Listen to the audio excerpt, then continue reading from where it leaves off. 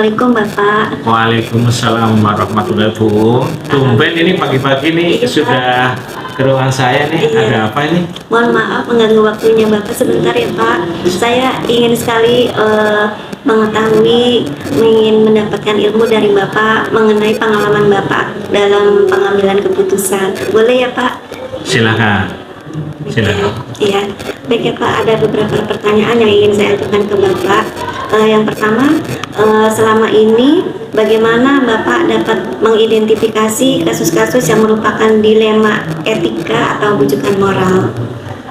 Baik Bu. Nah kebetulan di sekolah ini kemarin ada kasus ya. Kasus itu ada anak yang dalam keluarganya itu mungkin tidak beruntung tetapi berulah. Nah berulah ini menyebabkan nama sekolah itu dibawa kemana-mana. Jadi kalau secara moral gitu ya kita perlu mempertimbangkan, tetapi secara etika itu berkaitan dengan hukum. Jadi ini memang menjadikan satu permasalahan di kami. Nah kira-kira nanti kami harus memberikan solusi yang terbaik begitu di antara etika atau moral tersebut gitu.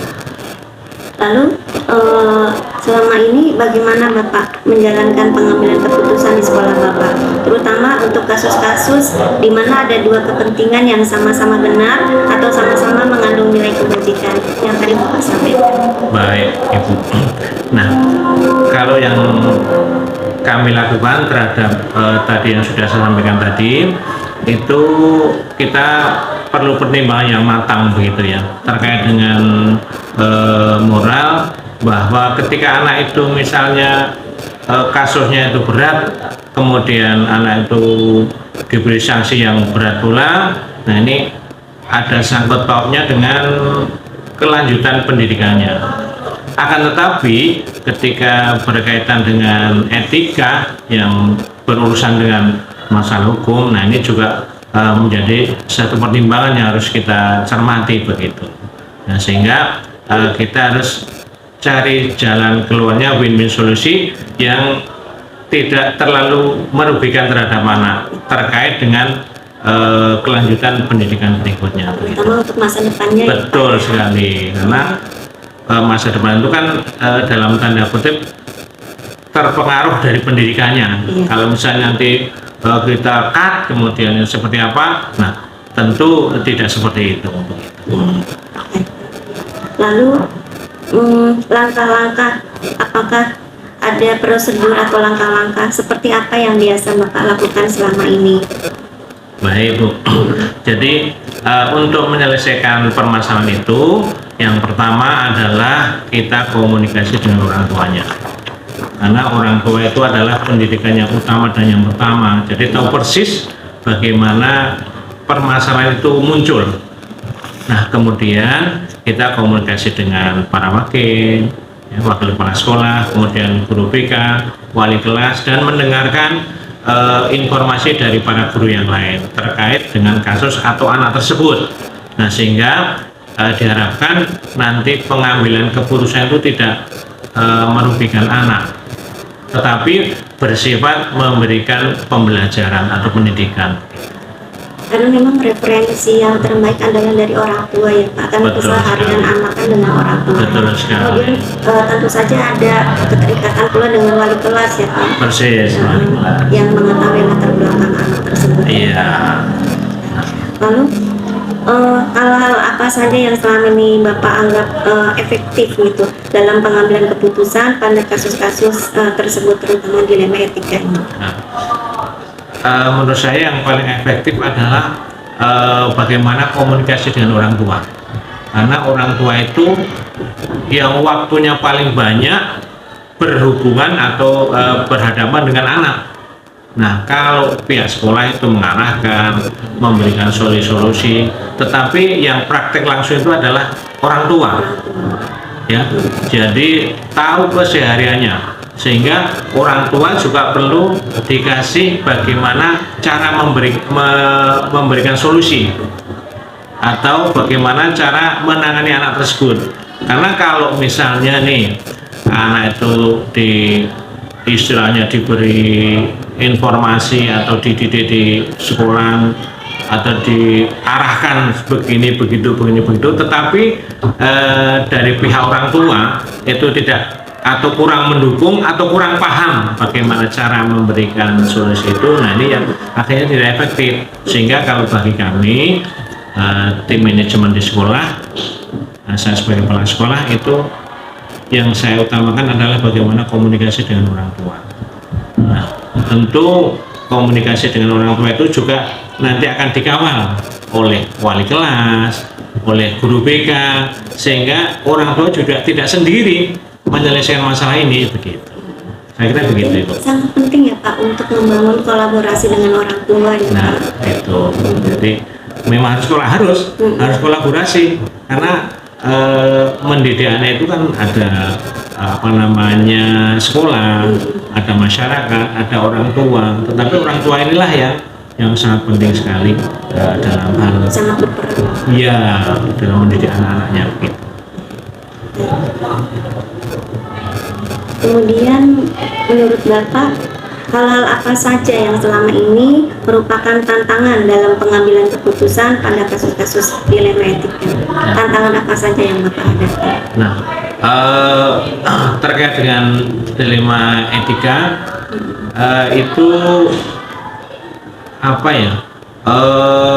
berkaitan dengan permasalahan hukum.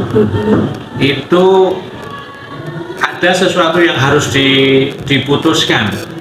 Nah, sementara kalau keputusannya itu letterlek seperti ranah hukum, ya, misalnya nih anak yang melakukan tawuran, penyelesaiannya kan bisa, apalagi kalau sampai ada korban. Nah, itu adalah ranah hukum. Nah, ini kita juga masih mempertimbangkan karena itu sifatnya masih anak-anak, begitu. Nah, sehingga kita mengalami timbang-timbangnya itu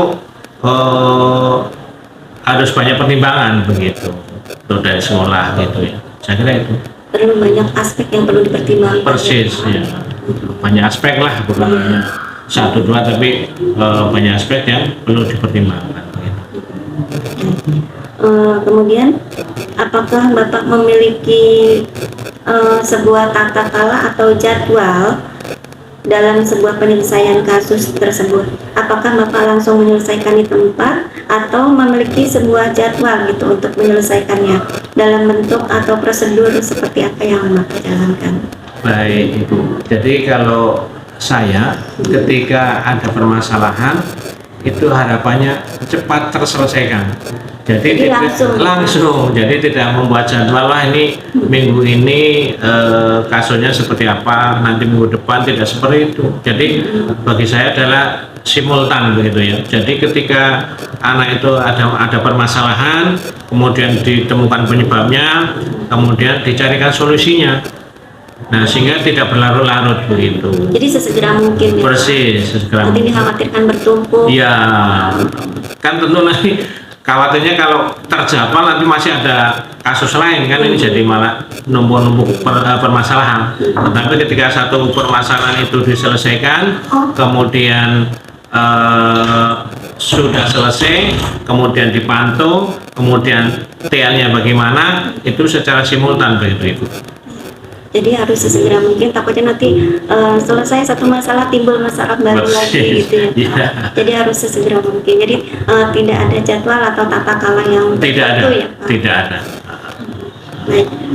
Kemudian adakah seseorang atau faktor-faktor apa yang selama ini mempermudah atau membantu Bapak dalam pengambilan keputusan dalam kasus-kasus tersebut? Oh, baik.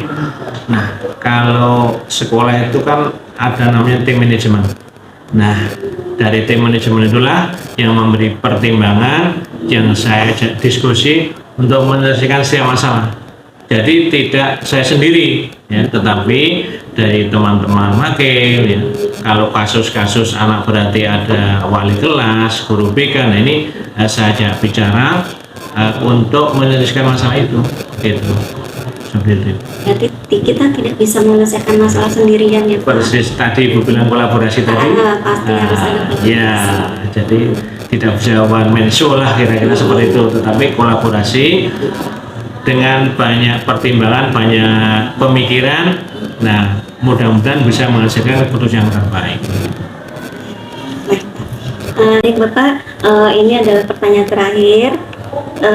Dari semua hal yang telah disampaikan oleh Bapak tadi, kira-kira pembelajaran apa yang dapat Bapak petik dari pengalaman Bapak sebagai pimpinan sekolah atau sebagai kepala sekolah dalam mengambil keputusan dilema etika ini? Baik, Bu. Jadi begini, kita di masyarakat, apalagi kita di lembaga pendidikan, tentu permasalahan itu banyak sekali.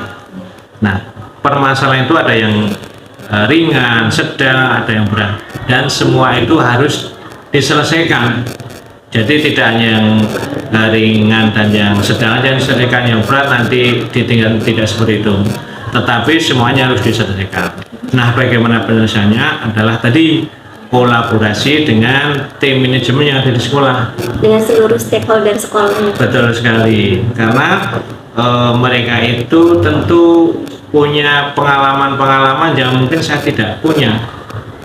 Jadi keterbatasan yang ada pada diri saya, kekurangan-kekurangannya nanti bisa ditutupi oleh teman-teman yang lain. Saling melengkapi. Tadi sudah menyampaikan kolaborasi, kira-kira seperti itu. Nah, dengan kolaborasi itu diharapkan menghasilkan keputusan yang terbaik, yang tepat, yang tidak merugikan, tetapi mendidik. Karena di sini itu, di sekolah itu kita adalah lembaga pendidikan, maka yang kita kedepankan adalah masa tentang kependidikan atau yang mendidik. Kita bisa saja memutuskan dengan emosional begitu ya, tetapi itu tidak baik untuk kita, karena kita adalah lembaga pendidikan. Nah, sehingga kasus-kasus baik mengenai anak, mungkin teman-teman guru, nah itu semuanya itu harus yang ada unsur pendidikannya. Jadi bukan hanya sebagai punishment saja, hanya menjas saja jangan, atau menghukum. Memberikan efek jerak saja. Bukan itu, tetapi dengan memberikan keputusan itu berharap yang mempunyai kasus itu juga berpikir ya bagaimana untuk memperbaiki dari kesalahan-kesalahan tersebut tanpa merasa dihakimi. Nah, ini yang paling penting kalau bagi kami adalah seperti itu. Nah, itu kan perlu pengalaman, perlu kolaborasi pemikiran dari tim manajemen dari lembaga ini. Dan pastinya membangun kesadaran dalam diri peserta didik itu sendiri ya Pak. Betul sekali. Termasuk tadi barangkali ada permasalahan yang selain peserta didik, bisa juga guru-guru gitu ya, atau karyawan yang punya masalah, tetapi pada intinya adalah bagaimana penyelesaian itu mengandung unsur pendidikan. Jadi karena kalau nanti unsurnya adalah sebagai menghukum, nah ini nanti kalau anak bisa berontak.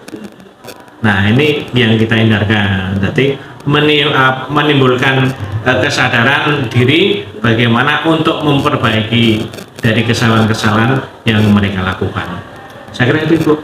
Baik Bapak, terima kasih banyak telah berbagi pengalaman dengan saya. Ilmunya sangat bermanfaat buat saya. Sekali lagi terima kasih ya Pak. Saya nanya dulu Ibu. Saya nanya dulu Ibu. Boleh Bapak. Ini sebenarnya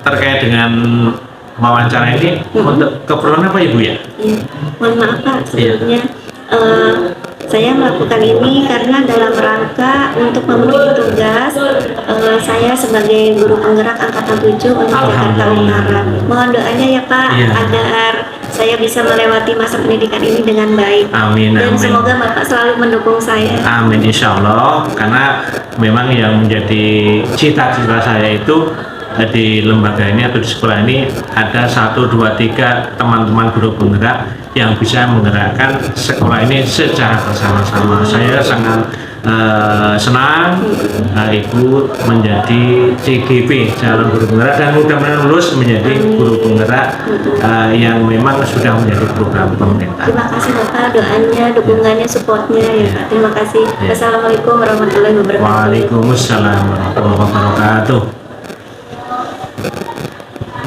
Bukalah matamu, saatnya meraih mimpimu. Assalamualaikum warahmatullahi wabarakatuh Ibu. Waalaikumsalam warahmatullahi wabarakatuh. Bagaimana kabarnya Bu, sehat? Alhamdulillah sehat. Semoga Bu juga sehat ya. Terima kasih Ibu. Saya mohon maaf sebelumnya mengganggu waktu Ibu hari ini. Saya ingin sekali menimba ilmu dari Ibu. Saya ingin Ibu mau berbagi pengalamannya dengan saya terkait pengalaman Ibu sebagai kepala sekolah, terutama dalam pengambilan keputusan. Apakah Ibu berkenan? Wah, alhamdulillah berkenan dan siap untuk menemaninya. Terima kasih Ibu. Ya. Sebelumnya saya melakukan kegiatan ini karena saya sebagai calon guru penggerak angkatan 7 untuk Jakarta Utara, kami diminta untuk melakukan tugas terkait dengan menimba ilmu kepada Ibu mengenai pengambilan keputusan. Baik Ibu, langsung saja Ibu. Ya, silakan. Ada beberapa pertanyaan Ibu. Yang pertama adalah selama ini bagaimana Ibu dapat mengidentifikasi kasus-kasus yang merupakan dilema etika atau rujukan moral? Yang saya lakukan selama ini untuk mengidentifikasi kasus, saya berusaha melihat dulu dengan cara melihat kasus apa aja yang ada di sekolah, tapi saya juga mengedepankan kebenarannya dulu, dasar hukumnya, serta keadilan yang harus saya lihat dari kasus-kasus tersebut, sehingga nanti jika untuk mengatasinya sudah ada indikasi mana yang harus lebih diutamakan dan diambil tindakan secepatnya. Berarti untuk mengambil keputusan yang lebih tepat ya? Iya, betul Bu. Nah, untuk pertanyaan berikutnya, selama ini bagaimana Ibu menjalankan pengambilan keputusan di sekolah Ibu, terutama untuk kasus-kasus di mana ada dua kepentingan yang sama-sama benar atau sama-sama mengandung nilai kebajikan? Iya, yang saya ambil selama ini untuk menjalankan pengambil keputusan itu, yang jelas saya mencari dulu akar permasalahannya, ya, akar permasalahan dari kasus tersebut. Setelah itu baru kita analisis permasalahan tersebut. Setelah kita tahu akar permasalahannya, kita analisis, baru kita mencari solusi yang tepat agar permasalahan tersebut bisa ditangani dengan baik dan dapat terpecahkan dengan benar dan selesai dan tidak ada lagi kasus berulang seperti itu. Jadi tidak berlanjut ya? Iya. Jadi untuk penanganannya yang terpenting adalah kita harus mengetahui dulu akar permasalahan Iya, tersebut, masalah. Iya. agar bisa mengambil langkah yang tepat ya. Betul, untuk betul. penyelesaian masalah itu. Iya. Lalu langkah-langkah atau prosedur seperti apa yang biasa Ibu lakukan selama ini? Kalau langkah-langkahnya jelas kita melakukan, pertama adalah musyawarah dulu ya dengan tim manajemen yang ada di sekolah, berkolaborasi dengan wali muridnya dan wali kelasnya. Nah itu. Jadi sangat penting untuk membangun kolaborasi ya Bu, Betul, dengan iya. berbagai stakeholder di sekolah ya, Betul, termasuk dengan iya. orang tua. Betul, iya. Karena kan kalau SD itu belum bisa sepenuhnya mandiri ya. Jadi kita perlu bantuan, baik itu datanya atau permasalahan yang dihadapi anak. Mungkin kan nggak semuanya berasal dari sekolah, mungkin dari rumah, lingkungannya dan sebagainya. Jadi kita juga perlu tahu sebelum. Dan pastinya ada pendampingan dari orang tua. Iya, ya, Bu. betul. Baik. Hal apa saja yang selama ini Ibu anggap efektif dalam pengambilan keputusan pada kasus-kasus dilema etika? yang utama adalah kita musyawarah ya. Dalam musyawarah ini kita pun melibatkan stakeholder yang ada di sekolah ya, baik itu yang walaupun mungkin istilahnya karena kami nggak punya guru BP, jadi semua wali kelasnya pun merangkap staf itu. Jadi jika ada salah satu ya kita harus musyawarah dulu, gurunya di wali kelasnya, baru kita libatkan juga wakil kepala sekolah bidang kesiswaan dan sebagainya, sehingga kita ada satu kebersamaan yang kerjasama yang baik. Jadi perlu betul-betul memaksimalkan peran dari stakeholder Iya, itu sendiri. iya, karena bagaimanapun walaupun saya pimpinan nggak mungkin bisa berdiri sendiri. Jadi saling melengkapi. Betul, iya, itu modal kita ya untuk kerjasama yang baik. Iya. Hal-hal apa saja yang selama ini menurut Ibu merupakan tantangan dalam pengambilan keputusan pada kasus-kasus dilema etika? Tantangannya itu sebetulnya kalau dari dalam kita sendiri, karena kami terbiasa ya melakukan suatu keterbukaan, baik itu dalam masalah atau program. Biasanya kita tuh kendalanya di orang tua yang sulit sekali dihubungi karena memang latar belakang pendidikannya yang rendah ya, terus tuntutan ekonomi mereka yang tinggi, mereka lebih dominan mementingkan mencari nafkahnya daripada mengatasi masalah yang di sekolah. Mereka berpikir urusan sekolah itu urusannya guru gitu, kalau di rumah baru urusan saya. Salah kan, harusnya tidak seperti itu. Nah kadang-kadang ada beberapa orang tua yang memang anaknya perlu kita tangani dengan baik, tapi orang tua ini nggak merespon. Itu tantangan terberat kami.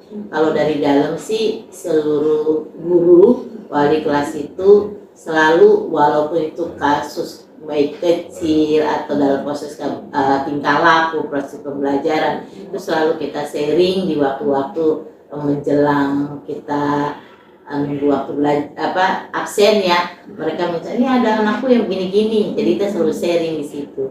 Jadi hal-hal kasus yang tinggi sih insya Allah di RBU 03 ini bisa teratasi.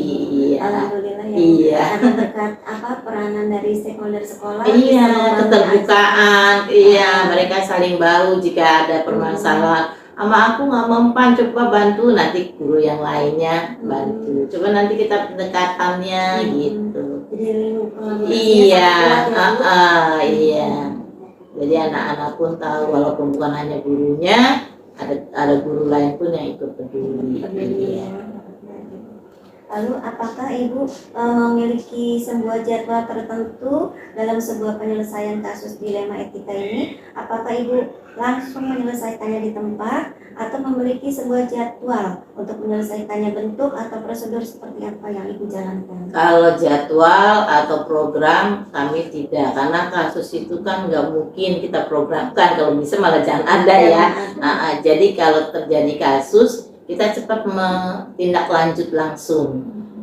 Jadi dengan langkah-langkah seperti ya kita mengidentifikasi, menganalisis, itu langsung ditangani dengan berbagai bantuan dari stakeholder yang ada di sekolah. Jadi kalau program dan tata kelola itu enggak, kita nggak menginginkan ada suatu kasus di sekolah gitu. Jadi supaya tidak ada permasalahan yang bertumpuk. Iya, betul. Jadi harus segera. Iya, karena kan kalau mungkin kalau di SD ya nggak terlalu tinggi hal-hal kayak gitu, karena mereka masih bisa kita tangani, kita pantau. Karena guru-guru di sini kan juga tinggalnya nggak jauh dari sini.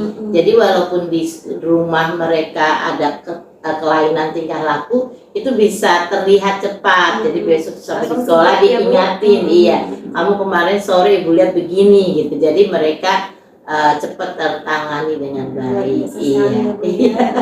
Itulah pengorbanan guru-guru kita ya. Jadi memang ada hubungannya atau keterkaitannya antara tempat tinggal yang dekat dengan sekolah yang Iya. biar kita lebih maksimal berperan di situ. Betul, ya. Iya. adakah seseorang atau faktor-faktor apa yang selama ini mempermudah atau membantu Ibu dalam pengambilan keputusan dalam kasus-kasus dilema etika ini? Kalau seseorang udah jelas, saya walaupun sebagai pimpinan, saya gak bakalan bisa sendiri ya. Saya dibantu oleh seperti Wakil Kepala Sekolah Bidang Kesiswaan, guru-guru yang memiliki keterampilan di mana mereka kan sudah melakukan ada beberapa pelatihan ya, sebagai walaupun bukan sebagai psikologi tapi dia pernah mendapat pelatihan bagaimana sebagai guru pembimbing gitu BP, karena sekarang kan banyak pelatihan bimbingan gitu. Terus kerjasama yang baik antar kita semuanya itu salah satu kekuatan kita untuk tetap waspada, peduli, sehingga siapapun murid itu bukan gurunya saja yang menangani, seluruh guru yang mampu ikut mengatasi, sehingga kerjasama yang baik. Sebagai pimpinan pun saya juga nggak bakalan bisa mengambil keputusan sendiri, harus ada bantuan dari rekan-rekan guru dan beberapa guru, walaupun itu guru mata pelajaran yang hanya seminggu sekali pun ikut turun membantu gitu. Jadi itulah kerja yang saya dapatkan dari guru-guru di RBU 03 ini. Banyak sekali yang membantu saya dalam hal mengatasi permasalahan maupun program-program sekolah. Dukungan mereka sangat kuat dengan kerjasama yang solid. Berarti kerjasama yang baik dan solid itu harus terus dibangun. Iya. Karena kita kan di sini satu keluarga besar. Kalau memang nggak ada kerjasama, ya keluarga itu akan susah untuk dijadikan satu, seperti tradisi orang tua kita dulu. Rakyat tuh Indonesia itu gotong royong, satu kita teguh, kita runtuh, itu tetap harus dipegang, karena dengan modal itu apapun yang kita laksanakan bersama, walaupun mungkin belum maksimal, hasil kecil pun ada. Iya, pasti ada. Iya. Seperti berat sama dipikul, betul, ringan sama dicintai. Iya. Jadi semuanya ikut berperan. Iya. Baik Ibu, ini pertanyaan terakhir Iya. dari kami. Dari semua hal yang telah disampaikan, pembelajaran apa yang dapat Ibu petik dari pengalaman Ibu dalam pengambilan keputusan dilema etika ini? Pengalaman yang terpenting adalah kerjasama itu, ya. Dengan menerapkan kerjasama yang kuat, saya mampu dengan teman-teman mengatasi sesuatu, dan saya sebagai kepala sekolah juga merasakan kerjasama yang kuat itu membuat saya menjalankan tugas ini tanpa ada beban, sehingga perlu sekali seorang pimpinan itu menjalin kerjasama yang baik. Semua stakeholder yang ada di sini jangan memberikan satu peluang kepada stakeholder yang ada untuk melakukan satu kotak-kotak ya. Biasanya suka ada gap-gapan, itu kita hindari ya. Dengan kerjasama yang baik itu saya juga mampu bisa mengatasi baik itu di siswa, di guru dan sebagainya.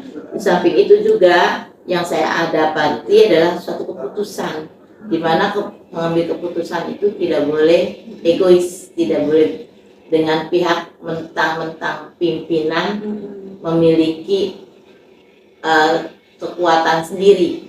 Nah, untuk ambil keputusan itu pun kita harus mendengarkan semua pendapat, memberikan satu jalan yang baik, memberikan kesempatan siapapun yang bisa mengatasi suatu masalah dan mampu, kita berikan kepercayaan kepada dia, bukan hanya kepada pimpinan saja. Gitu. Alhamdulillah, hari ini saya mendapatkan ilmu yang sangat bermanfaat dari Ibu. Terima kasih banyak Ibu mau berbagi dengan saya. Sama-sama. Kami juga semoga dalam masa pendidikan guru penggerak ini bisa berjalan dengan lancar dan sukses. Amin. Saya Iya. juga mendoakan Ibu semoga sehat selalu, lancar dalam menjalankan tugasnya. Kalau bisa saya ambil intisari dari yang tadi disampaikan, yaitu yang pertama, setiap memandang permasalahan adalah yang terpenting adalah nilai kebenaran. Yang kedua adalah kita harus mencari terlebih dahulu akar permasalahan tersebut. Kemudian yang ketiga, kita harus senantiasa menjalin kerjasama di antara stakeholder di sekolah. Iya. Dan yang terpenting adalah dalam mengambil keputusan kita tidak boleh egois, Iya. tidak boleh ego. Iya. Jadi Ibu terima kasih banyak. Sama-sama, semoga sukses ya. Assalamualaikum warahmatullahi wabarakatuh. Salam warahmatullahi wabarakatuh.